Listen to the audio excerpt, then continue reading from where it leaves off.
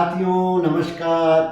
मैं रमेश दुबे अपने YouTube channel always happy always successful सदा खुश सदा सफल में आपका स्वागत करता हूं।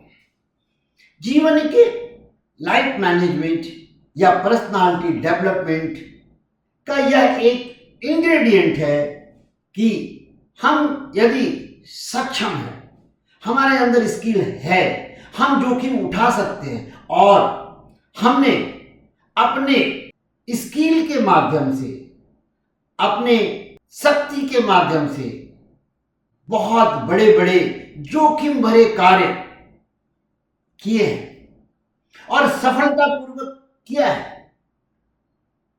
यह हमारे स्किल में है कि हम जोखिम भरा कार्य कर सकते हैं, हम सक्षम हैं।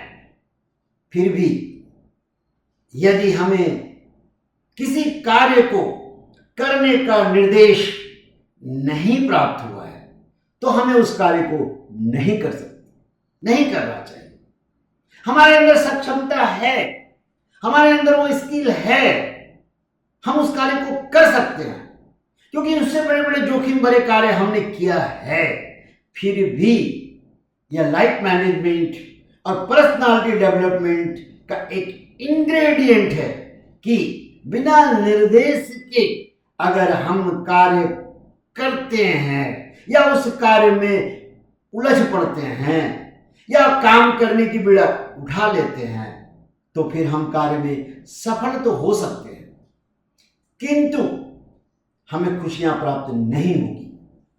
हम सफलता की सीढ़ियां चढ़ तो सकते हैं लेकिन उलझनों में फंस सकते हैं क्योंकि हमें निर्देश प्राप्त नहीं था। हम यूं ही कूद पड़े, हमने अपनी सक्षमता, अपने स्किल और जोखिम भरा कार्य करने की सक्षमता दिखाने के लिए हम उछल पड़े किंतु हमें कहा तो नहीं गया था। इसलिए हम उलझनों में पड़ सकते हैं और हमारी खुशियों पर एक ग्रहण लग सकता है। सफलता तो मिल गई किंतु हम खुश नहीं रह सकते हैं। यह सदा खुश सदा सफल के विपरीत हो सकता है। यह एक बहुत बड़ा इंग्रेडिएंट है लाइफ मैनेजमेंट और पर्सनालिटी डेवलपमेंट के लिए कि यदि हम सक्षम भी हों किंतु हमें निर्देश नहीं प्राप्त है तो हमें उस कार्य में नहीं पड़ना चाहिए या उस कार्य की बीड़ा नहीं उठाना चाहिए। इसे गोस्वामी तुलसीदास जी जो लाइफ मैनेजमेंट के एक बहुत बड़े गुरु भी हैं, उन्होंने अपने रामचरितमानस में इसका बड़ा ही सुंदर चित्र का चित्रण किया है। हनुमान जी माता सीता का पता तो लगा लेते हैं किंतु वह माता सीता से यह कहते हैं कि अब ही मां तुम्हें जाओ लवाई, अब प्रभु आयसु नहीं राम दुहाई, कछुक दिवस जननी धरु धीरा, अब कपिन सहित आहि रघुवीरा। जिनके पास अतुलित बल है वह हनुमान जी, जिनको यह निर्देश दिया गया कि जाइए सीता जी का पता लगाइए, वह हनुमान जी समुद्र पार कर जाते हैं और बहुत सारे विघ्नों को पार करते हुए सीता जी के पास पहुंच जाते हैं और ये कहते हैं कि माता सीता आपको अभी यहां से ले जाओ पर प्रभु की शपथ मुझे इसकी आज्ञा नहीं है, कुछ दिन और धीरज धरो, राम जी आएंगे और आपको ले जाएंगे। निश्चर मारी तो ही ले जाई, अतिहु पर नारदादि जसु गाई। राक्षसों को मारकर आपको ले जाएंगे। नारद आदि ऋषि मुनि तीनों लोक में उनका यश गाएंगे इसके पीछे एक बहुत बड़ा उदाहरण हमारे सामने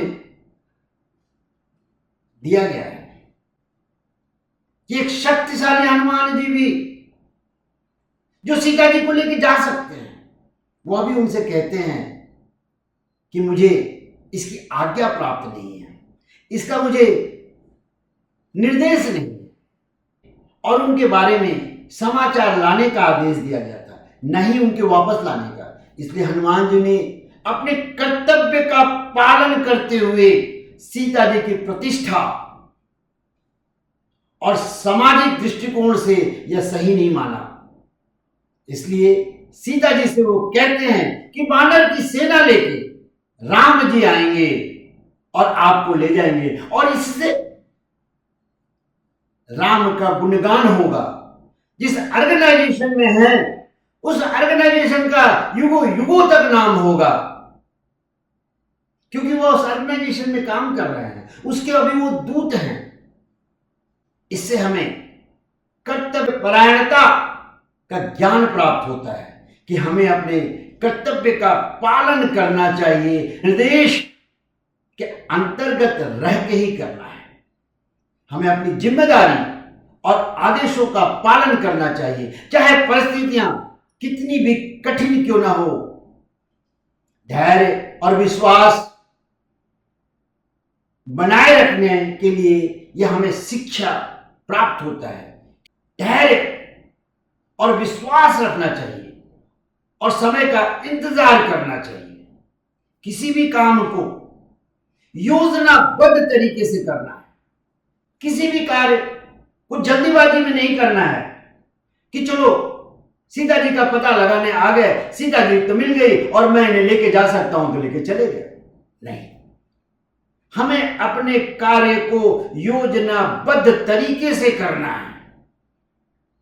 पहले राम जी को यह सूचित करना है और फिर वह अपनी सेना के साथ आकर के रावण का विनाश करेंगे और फिर उसका नाम हो जाएगा। हनुमान जी ने अपार शक्ति और सामर्थ्य होते हुए भी अनुशासन और आत्मनिर्णय का पालन किया और सीता जी को तत्काल वापस न ले जाने का निर्णय लिया। इससे हमें यह सीख मिलता है कि केवल शक्ति और साहस ही नहीं बल्कि अनुशासन और धैर्य भी महत्वपूर्ण होता है। इस प्रकार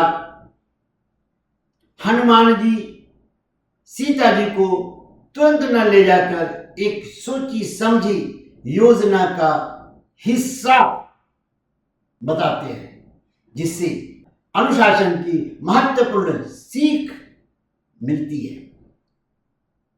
इससे हमें एक बहुत बड़ा इंग्रेडिएंट प्राप्त होता है लाइफ मैनेजमेंट के लिए कि चाहे हम कितने भी सक्षम हो, कितने भी शक्तिशाली हो, कितने भी जोखिम भरे कार्य करने की क्षमता हो, किंतु अगर हमें निर्देश नहीं प्राप्त हुआ है तो हमें उस कार्य को नहीं करना चाहिए।